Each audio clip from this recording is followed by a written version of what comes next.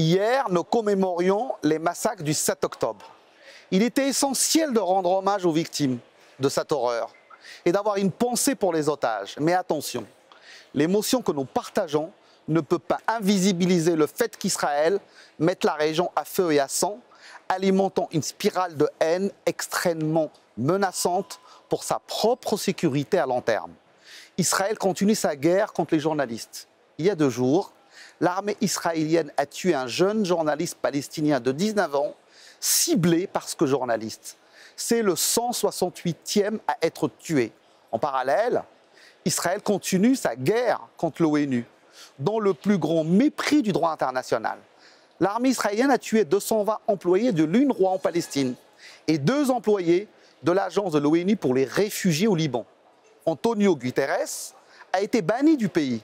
La Knesset est en train d'interdire l'UNRWA en Israël. Ce mépris, il existe aussi ici au Parlement européen. Hier, l'extrême droite a tenté d'affaiblir le financement de l'Union européenne pour l'UNRWA et de geler les fonds destinés à l'autorité palestinienne.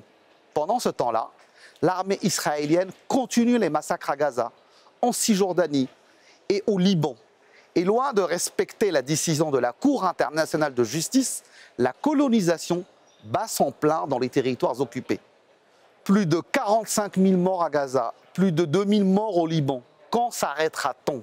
Plus que jamais, il est temps pour les États membres de l'Union européenne de passer des paroles aux actes, de suspendre l'accord d'association avec Israël et d'instaurer un embargo total sur les armes. L'impunité ne peut plus durer.